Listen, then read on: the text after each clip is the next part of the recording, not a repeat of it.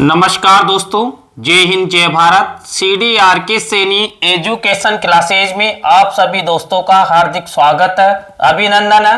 दोस्तों, आज की हमारी ये जो लाइव क्लास होने जा रही है, इस लाइव क्लास के अंतर्गत हम समस्या समाधान विधि आधारित रसायन विज्ञान अनुकरणीय पाठ योजना के बारे में आपको एक सिमुलेशन टीचिंग लेसन प्लान बताने जा रहे हैं। दोस्तों, आपके बीएड पाठ्यक्रम में इस वर्ष 5 ऐसे सिमुलेशन टीचिंग लेसन प्लान आए हैं जो विभिन्न मेथड आधारित होंगे और आपको 5 लेसन बनाने हैं आपके सब्जेक्ट के अनुसार, जिसमें आप व्याख्यान विधि, प्रश्नोत्तर विधि, समस्या समाधान विधि, प्रदर्शन विधि, प्रोजेक्ट मेथड या रेखीय अभिक्रमित अनुदेशन, इस पर आपको सिमुलेशन टीचिंग लेसन प्लान बनाना है।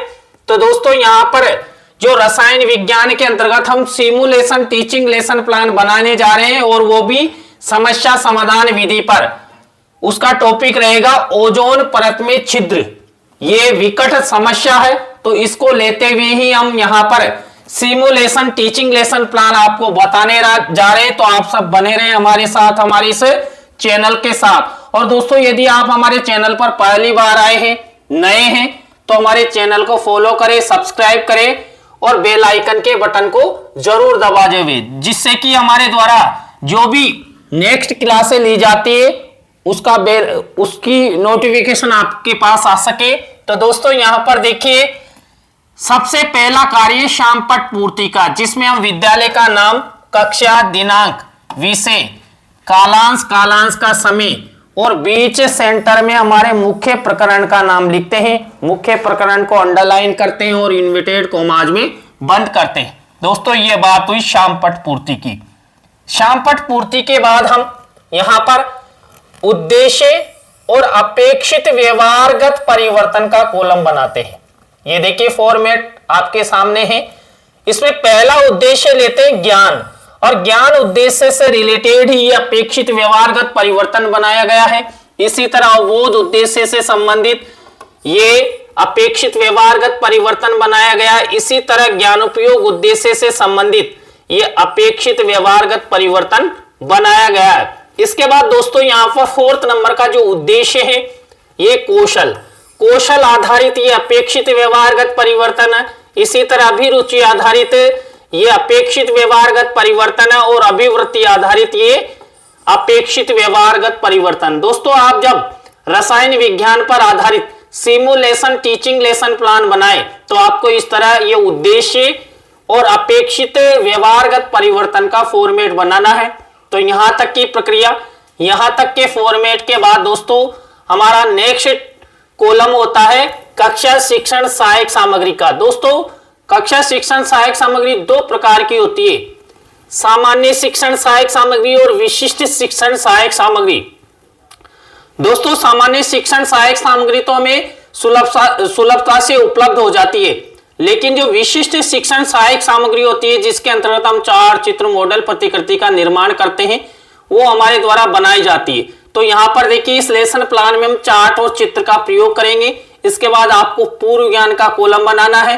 इसके बाद सिमुलेशन टीचिंग लेसन प्लान बनाने जा रहे हैं यहां पर, और कौन सी विधि से? समस्या समाधान विधि से। तो उसका एक कॉलम आपको यहां पर बनाना है। इसके बाद प्रमुख शिक्षण बिंदु, तो यहां पर देखिए 6 प्रमुख शिक्षण बिंदु रहेंगे। इसमें पहला है समस्या अनुभूति प्रश्न, समस्या का परिभाषीकरण, तथ्य संकलन, परिकल्पनाओं का निर्माण, परिकल्पनाओं की जांच, और इसके बाद 6 नंबर का है समस्या निष्कर्ष एवं समस्या समाधान, जिसमें देखिए ओजोन परत में छिद्र हेतु उत्तरदायी गैसों, उसके कारणों, प्रभावों और उपायों के बारे में हम चर्चा करेंगे। तो दोस्तों, ये जो पाठ प्रस्तुतिकरण होता है उसमें ये 6 बिंदु रहेंगे। यहां पर आगे बढ़ते ही इसके बाद हमारा मुख्य लेसन प्लान शुरू होता है दोस्तों। तो दोस्तों, यहां पर देखिए, मैंने आपको कई बार बताया कि हम जब लेसन का निर्माण करते हैं, तो हमारा जो पहला शिक्षण बिंदु होता है प्रस्तावना, उसी से यहां पर क्या होता है, हमारा जो लेसन प्लान है ये शुरू होता है। और प्रस्तावना के प्रश्नों में हम कई तरह के धातव्य बिंदु ध्यान में रखते हैं और मैंने कई बार हर लेसन में बताने का प्रयास किया है। तो दोस्तों यहां पर देखिए प्रमुख धातव्य बिंदु क्या होते हैं, यहां पर 3 से 5 प्रस्तावना के प्रश्न बनाते हैं। अंतिम प्रश्न हमारा समस्यात्मक होता है, उत्तरों से प्रश्न बनाए जाते हैं, प्रश्नों में तारतम्यता होती है, जिगजैग होता है। तो देखिए मैंने यहां पर जो ओजोन परत में छिद्र, इस पर प्रस्तावना के प्रश्न कैसे बनाए आप सब देखिए और इसी तरह आपको बनाने हैं। इसी तरह देखिए पहला प्रश्न, सौर मंडल में वर्तमान में प्रमुख रूप से कितने ग्रह माने गए, तो 8 ग्रह माने गए हैं। अब इसी उत्तर से हमारा नेक्स्ट प्रश्न बनेगा, सौर मंडल के 8 ग्रहों के नाम बताइए, तो बुध, शुक्र, पृथ्वी, मंगल, बृहस्पति, शनि, अरुण और वरुण। अब इसी उत्तर से हमारा नेक्स्ट प्रश्न बनेगा, तो यहां पर पृथ्वी किसकी परिक्रमा करती है, आंसर मिला दोस्तों सूर्य की। इसके बाद दोस्तों नेक्स्ट प्रश्न यहां पर देखिए, सूर्य से आने वाली पराबैंगनी किरणों से समताप मंडल की कौन सी परत हमारी रक्षा करती है, तो आंसर आया ओजोन परत। अब इसी उत्तर से हमारा नेक्स्ट प्रश्न बनेगा, ओजोन परत में छिद्र के बारे में आप सब क्या क्या जानते हो। तो दोस्तों जैसा मैंने बताया था, अंतिम प्रश्न हमारा समस्यात्मक होता है, उत्तरों से प्रश्न बनाए जाते हैं, प्रश्नों में तारतम्यता होती है, जिगजैग होता है। तो उन सब धातव्य बिंदुओं का यहां पर ध्यान रखते हुए ये प्रस्तावना के प्रश्न बनाए गए। प्रस्तावना शिक्षण बिंदु के बाद हमारी सेकंड नंबर की जो स्टेप होती है, ये होती है उद्देश्य कथन की। यहां पर देखिए उद्देश्य कथन किया गया है। बच्चों आज हम सब ओजोन परत में छिद्र के बारे में विस्तार पूर्वक अध्ययन करेंगे। छात्र छात्रा ध्यान पूर्वक सुनेंगे और यहां पर बच्चों को दिखाने के लिए यदि हम कोई चार चित्र मॉडल प्रतिकृति बनाते हैं तो उसका एक मिनीचर शिक्षण सहायक सामग्री के कॉलम में यहां पर चस्पा करते हैं। ये देखिए यहां पर, तो ये हुई बात है प्रस्तावना और उद्देश्य कथन की। और इसके बाद हमारा थर्ड नंबर का जो शिक्षण बिंदु आता है, पाठ प्रस्तुतिकरण। दोस्तों यहां पर देखिए पाठ प्रस्तुतिकरण और पूरी स्टेप अब पाठ प्रस्तुतिकरण में ही चलेगी। पाठ प्रस्तुतिकरण से संबंधित ये छात्र अध्यापक छात्र अध्यापिका क्रिया। अब इसमें देखिए हमारा पहला शिक्षण बिंदु समस्या अनुभूति प्रश्न, और समस्या अनुभूति प्रश्न ये प्रश्न और ये उत्तर। देखिए यहां पर जो छात्र अध्यापक छात्र अध्यापिका होते हैं ना, ये समस्या अनुभूति प्रश्न बच्चों के सामने रखते हैं और बच्चे चिंतन करते हैं, सोचते रहते हैं कि यहां पर जो प्रश्न पूछे जा रहे हैं उनके उत्तर क्या हो सकते हैं। तो यहां पर ये समस्या अनुभूति प्रश्न हुए। इसके बाद सेकंड नंबर की हमारी स्टेप आती है समस्या का परिभाषीकरण। देखिए समस्या का परिभाषीकरण यहां पर छात्र अध्यापक छात्र अध्यापिका द्वारा किया गया है। सभी छात्र ध्यान पूर्वक सुनते हैं। इसके बाद हमारी नेक्स्ट स्टेप आती है तथ्य संकलन। दोस्तों यहां पर तथ्य संकलन भी छात्र अध्यापक छात्र अध्यापिका छात्र छात्राओं के सहयोग से ही करता है।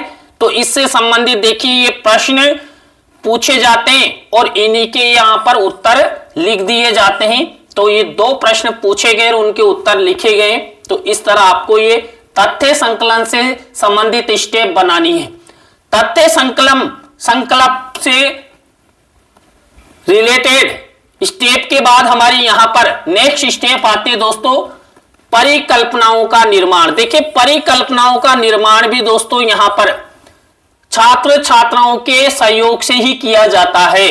तो यहां पर देखिए जो छात्र अध्यापक छात्र अध्यापिका है, छात्र छात्राओं के सहयोग से ये 3 परिकल्पनाओं का निर्माण करेगा और इन्हीं तीनों परिकल्पनाओं को शामपट कार्य वाले कॉलम में शामपट पर लिखेगा। यहां पर ब्लैक शीट के मिनीचर पर तीनों ही परिकल्पनाएं लिखी गई है जो छात्र छात्राओं के सहयोग से बनाई गई है।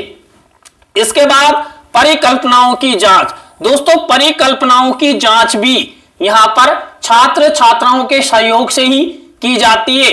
तो देखिए ये प्रश्न और इसका उत्तर और ये पहली परिकल्पना के संबंध में और इसका क्या निष्कर्ष रहा, ये परिकल्पनाओं की जांच यानी कि कुल मिलाकर हमारी पहली परिकल्पना की जांच यहां पर की जाती है। इसके बाद हमारी सेकंड नंबर की जो परिकल्पना है, यहां पर देखिए सेकंड नंबर की परिकल्पना ये है और इसी से रिलेटेड बच्चों से कुछ पूछा भी गया है और द्वितीय परिकल्पना से संबंधित ये स्वीकृति रही और द्वितीय परिकल्पना को जो छात्र अध्यापक छात्र अध्यापिका है ये श्याम पट पर ब्लैक शीट के मिनीचर पर लिख देगा। यहां पर लिख दी है मैंने भी।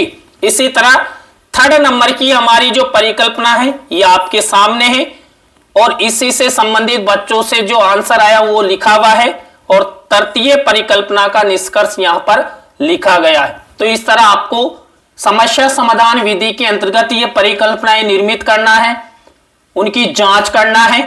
तो ये हुआ मामला यहां तक। इसके बाद आगे बढ़ते हैं और यहां पर दोस्तों हमारी नेक्स्ट स्टेप आती है समस्या निष्कर्ष एवं समस्या समाधान।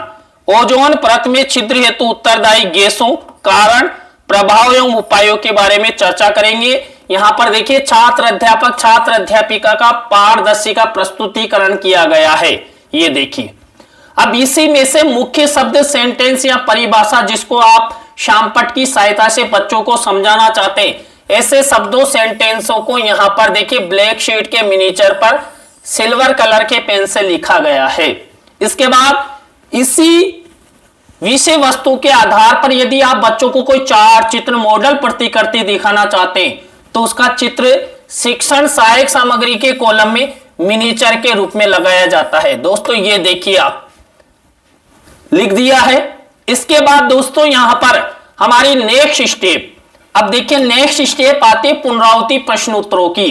दोस्तों जो पुनरावृत्ति प्रश्न उत्तर होते हैं ये बनाए जाते हैं अभी तक जितना भी हमने इस लेसन प्लान में पढ़ा ना उसी की विषय वस्तु में से ये पुनरावृत्ति प्रश्न उत्तर बनाए जाते हैं। तो ये पुनरावृत्ति प्रश्न उत्तर यहां पर बना दिए जाते हैं। तो ये ओजोन परत से रिलेटेड ही यहां पर पुनरावृत्ति प्रश्न उत्तर है। पुनरावृत्ति प्रश्न उत्तरों के बाद हमारी नेक्स्ट स्टेप आती है दोस्तों मूल्यांकन प्रश्नों की। और मैंने हर लेसन प्लान में आपको बताया कि मूल्यांकन प्रश्न कैसे बनाते हैं। देखिए वही 3 प्रकार के मूल्यांकन प्रश्न बनाए गए हैं, तीनों में 2-2 प्रश्न बनाए गए हैं। और यहां पर देखिए यानी कि टोटल 6 क्वेश्चंस बनाए गए, 2-2 प्रश्न बनाते हुए ब्लैक शीट के मिनीचर पर बनाए गए हैं। सिल्वर कलर का पेन यूज किया गया है, किसी भी प्रश्न का आंसर नहीं लिखा गया। तो आपको इस तरह ये मूल्यांकन प्रश्न बनाना है। मूल्यांकन प्रश्नों के बाद हमारी अंतिम स्टेप होती है दोस्तों गृह कार्य की। छात्र छात्राओं के लेखन कौशल के विकास हेतु यहां पर 1 या 2 निबंधात्मक प्रश्न छात्र छात्राओं को दे दिया जाता है। तो दोस्तों ये हुई हमारी गृह कार्य वाली स्टेप, अंतिम स्टेप। तो दोस्तों आज की इस लाइव क्लास में हमने आपको समस्या समाधान विधि आधारित रसायन विज्ञान अनुकरणीय पाठ योजना के अंतर्गत ओजोन परत में छिद्र इस समस्या को लेते हुए एक सिमुलेशन टीचिंग लेसन प्लान आपको बताया। दोस्तों आज का सिमुलेशन टीचिंग लेसन प्लान आपको कैसा लगा कमेंट सेक्शन में जरूर बताएं। अच्छा लगा हो तो लाइक करें, कमेंट्स करें और अपने अपने दोस्तों को शेयर जरूर करें। फिर न्यू क्लास के साथ CDRK सैनी एजुकेशन क्लासेस पर मिलते हैं। जय हिंद, जय भारत, जय माता जी की।